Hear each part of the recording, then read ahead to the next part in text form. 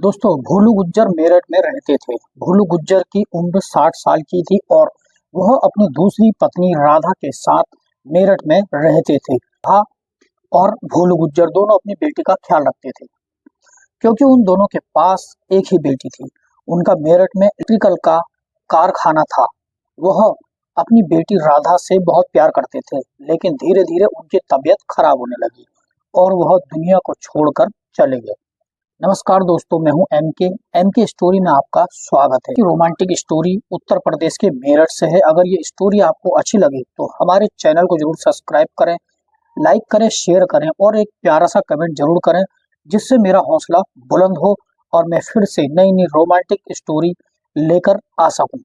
उत्तर प्रदेश के मेरठ में रहने वाली राधा और राधा की माँ एक घर में रहते थे। राधा की सौतेली माँ ने राधा की देखभाल की, उसको पढ़ाया लिखाया और उसके शादी के योग्य बनाया। सारी जिम्मेदारी राधा की सौतेली माँ ने पूरी निभाई। जब राधा की उम्र 24 साल की हुई, राधा की माँ ने प्रभा गुज्जर ने राधा की शादी करना उचित समझा और मेरठ में ही एक लड़का ढूंढ लिया जो कि काफी पैसे कमाता था और कंपनी में मैनेजर था, जिसका नाम राहुल था। राहुल काफी पैसे वाला लड़का था, काफी स्मार्ट था और तंदुरुस्त था। दोस्तों, वह जिम भी जाता था, उसकी बॉडी बहुत अच्छी थी। बॉडी और पर्सनालिटी देखने में काफी अच्छी दिखती थी और वह राधा को देखने के लिए राधा के घर आ जाता है। लेकिन जब राधा को देखने आता है तो राधा की माँ सामने आ जाती है। राधा की माँ प्रभा गुज्जर काफी खूबसूरत थी, काफी स्मार्ट थी और पतली दुबली थी और देखने में प्रभा से भी ज्यादा खूबसूरत लगती थी। प्रभा जब राहुल ने प्रभा को देखा तो वह प्रभा से बात करने लगा और प्रभा को लड़की समझने लगा। प्रभा से कहने लगा, आप काफी खूबसूरत हो। सौतेली माँ प्रभा की छाती देखकर राहुल खुश हो जाता है। बड़ी बड़ी छाती देखकर राहुल के मन में अजीबोगरीब ख्याल आने लगते हैं और राहुल ने प्रभा को देखकर प्रभा की तारीफ करना शुरू कर दी कि प्रभा, आप काफी खूबसूरत हो। दोस्तों, तभी राधा कमरे से चाय लेकर आती है और तीनों जने घर में बैठकर चाय पीते हैं और राहुल की गलतफहमी दूर हो जाती है। राहुल राधा को पसंद कर लेता है। राधा भी काफी खूबसूरत थी और पतली दुबली थी। दोस्तों, राहुल राधा के साथ बातचीत करता है, काफी देर वो बातचीत करते हैं और फिर वो अपने घर चला जाता है। तो एक दिन प्रभा अपनी लड़की राधा से कहती है कि राहुल से बात करो और साथ मिले जुले, उसको समझो और उसके साथ में तुम्हारी शादी भी करवा दूंगी। जब आप एक दूसरे को समझ लोगे तो एक दूसरे की शादी जो है हो जाए। दोस्तों, तभी राधा राहुल को फोन करती है और होटल में मिलने को कहती है। राहुल तुरंत राधा की मम्मी प्रभा को फोन करता है और कहता है, आप भी साथ में चलो, सासू जी आप भी साथ में चलो, हम तीनों जने घूमेंगे फिरेंगे और आपस में बातचीत कर लेंगे। तो कहीं ना कहीं राहुल जो है प्रभा को भी पसंद कर रहा था। प्रभा काफी खूबसूरत थी, जो कि उसकी नई सासू बनने वाली थी। दोस्तों, फिर तीनों जने होटल के कमरे में जाते हैं और खाना खाते हैं, डिनर करते हैं, बातचीत करते हैं और काफी तीनों में जो है हंसी मजाक चलती रहती है और तीनों जने एक दूसरे के साथ फ्रैंक तरीके से बातचीत भी करते हैं। अच्छा सा मुहूर्त देखकर दोनों की शादी हो जाती है। अब राहुल और राधा दोनों जने अपने बंगले में रहते हैं और राधा राहुल से बहुत प्यार भी करती थी। दोनों जने की सुहागरात थी। दोस्तों, दोनों जने सुहागरात बनाते हैं और राहुल राधा के स्तनों को देखकर काफी खुश हो जाता है। राधा के स्तन काफी बड़े बड़े थे और दोनों जने काफी खुश रहते हैं। दोनों के बीच में पूरी रात सुहागरात के रात जो है अच्छा प्यार होता है। दोस्तों, शादी के कुछ समय बीतने के बाद राधा के पेट में बच्चा हो जाता है और राहुल और राधा दोनों जने माता पिता बनने वाले थे। जैसे जैसे महीने नजदीक आ रहे थे, राधा को दिक्कत हो रही थी। राधा को 8वां महीना चल रहा था। तभी राधा की दिक्कत बढ़ जाती है और राधा राहुल से कहती है कि मैं अपनी मम्मी के घर जाना चाहती हूँ। वहां पर मम्मी मेरा ख्याल रखेगी, मेरी देखभाल करेगी। राहुल भी कहता है, ठीक है तुम चले जाओ, अच्छी बात है, वहां पर सासू माँ आपका ख्याल अच्छे से रखेगी। तो राहुल कहता है, मुझे ऑफिस से छुट्टी नहीं मिल रही है, वरना मैं भी तुम्हारे साथ चलता। राहुल अपनी गाड़ी से ड्राइवर के साथ राधा को अपनी सास के घर छोड़ देता है। राधा अपनी माँ के घर चली जाती है, वहां पर काफी खुश रहती है। राधा का मन भी वहां पे लग जाता है और अच्छे से राधा की माँ राधा का भी ख्याल रखती है। प्रभा बार बार अपनी लड़की से कहती है कि जवाई जी को भी यहाँ बुला लो, वह तुम्हारे साथ आराम कर लेंगे यहाँ। लेकिन दोस्तों, राधा कहती है राहुल को ऑफिस में बहुत काम है, इस वजह से वह नहीं आ पा रहे हैं। जो सास थी, सास के मन में अपने जवाई को देखकर, दामाद को देखकर मन में गुदगुदी हो रही थी और वो कहीं ना कहीं अपने जवाई के साथ संबंध बनाना चाहती थी। फिर दोस्तों प्रभा यानी कि जो सास थी वो खुद राहुल को फोन करती है और दामाद जी से कहती है, दामाद जी राधा को काफी तकलीफ हो रही है, तुम कुछ दिनों के लिए यहाँ आ जाओ सारा काम छोड़कर। तो दोस्तों राहुल जो है तुरंत सासू माँ के कहने पर यहाँ आ जाता है। जैसे ही सासू दरवाजा खोलती है, सुबह सुबह का वक्त होता, तो सासू जी ने रात की जो पतली नाइटी पहन रखी थी यानी गाउन मैक्सी पहन रखी थी, जिसमें से सासू का सारा बदन दिख रहा था। बड़े बड़े स्तन को देखता रहता है। राहुल बेचैन होने लगता है, लेकिन वह अपने आप को कंट्रोल कर लेता है और सुबह सुबह सासू जी ने से गुड मॉर्निंग बोलता है और दोस्तों अपनी सासू की तारीफ करता है, नमस्कार करता है और कहता है, सासू आप बहुत खूबसूरत लग रही हो। और दोस्तों सासू भी तुरंत राहुल से कहती है, मैं दामाद जी आपका ही इंतजार कर रही थी कि मेरा मन भी आपसे मिलने को कर रहा था और मैं आपका बहुत ज्यादा इंतजार कर रही थी। राहुल खुश हो जाता है। तभी दोस्तों राहुल सीधे राधा के कमरे में जाता है और राधा से प्यार करने लगता है, क्योंकि वह काफी दिनों से राधा से नहीं मिला था।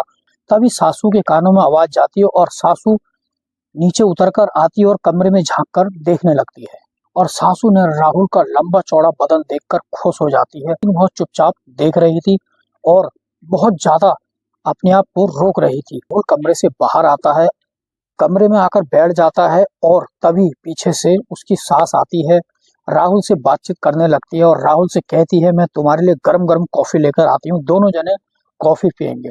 बैठकर कॉफी पीते हैं, साथ साथ बात करते हैं। तो दोस्तों जो प्रभा राहुल की सास होती है, तो राहुल की सास कॉफी पीते पीते राहुल के साथ अश्लील हरकत करने लगती है, लेकिन कहीं ना कहीं राहुल मजबूर था, वह नहीं चाहता था कि हम दोनों के बीच में संबंध बने। दोस्तों ऐसे ही एक दिन राधा को तकलीफ होती है और राधा जो है डॉक्टर को दिखाने के लिए सुबह 10 बजे चली जाती है और घर पर राहुल और उसकी सास यानी प्रभा अकेले थे।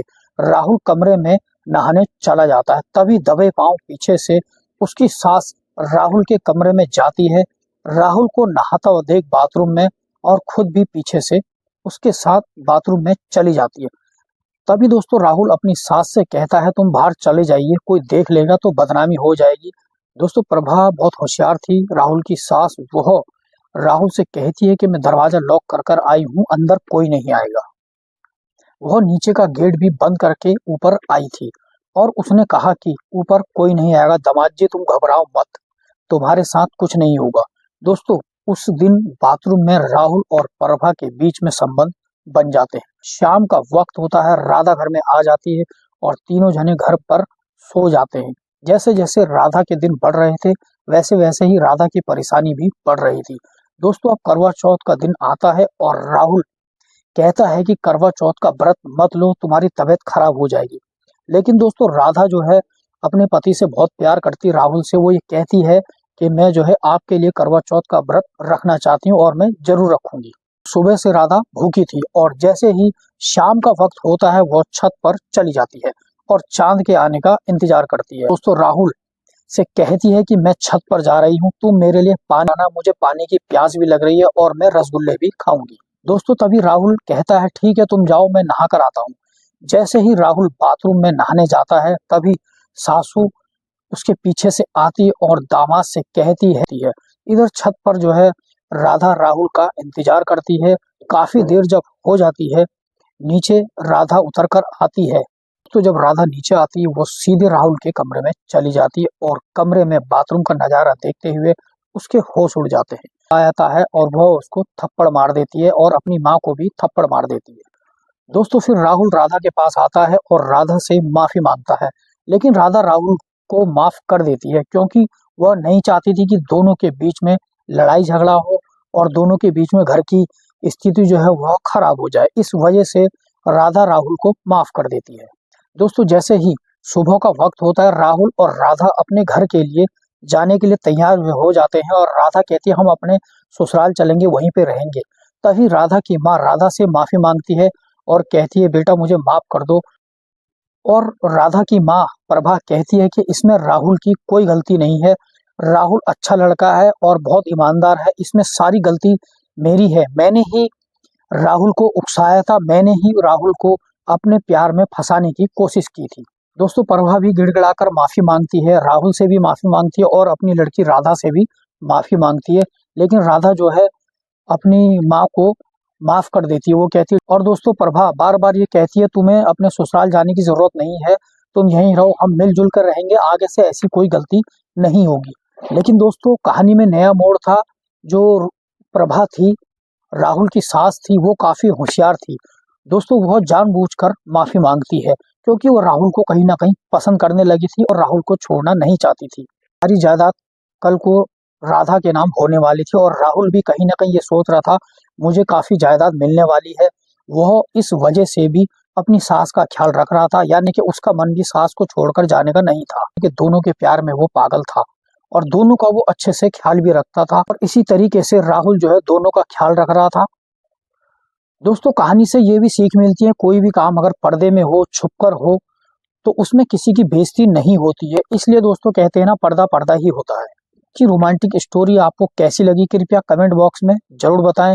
निवेदन है दोस्तों आपसे, वीडियो में पहली बार आए हैं तो हमारे यूट्यूब चैनल को जरूर सब्सक्राइब करें, एक लाइक करें और एक प्यारा सा कमेंट जरूर करें, जिससे मेरा हौसला बुलंद हो और मैं फिर से नई नई रोमांटिक स्टोरी आपके सामने लेकर आ सकूं। तो अब वक्त आ गया है लास्ट में उन लोगों का नाम लेने का जिन्होंने मेरी वीडियो देखकर मुझे कमेंट किया। प्रेम बहादुर, राज बहादुर, तिलक बहादुर, मानसी बहादुर, रानू थापा, प्रिया मंडल, ये लोग नेपाल से थे। मैं आपका दिल से धन्यवाद करता हूँ। नासिर, बबलू, राजीव, राजेश्वरी, ममता, विनोद, मैं आपका दिल से धन्यवाद करता हूँ कि आप मेरी वीडियो में पहली बार आए हैं। दिल से आपका धन्यवाद। सोनाक्षी, मालिया, चतुर सिंह, आप दुबई से हैं, आप दुबई से मेरी वीडियो देख रहे हैं। मैं आपका दिल से धन्यवाद करता हूं और वीडियो में अंत तक बने रहने के लिए धन्यवाद। एक प्यारा सा कमेंट जरूर करें। मिलते हैं नेक्स्ट वीडियो में। धन्यवाद। मैं हूं आपका दोस्त MK।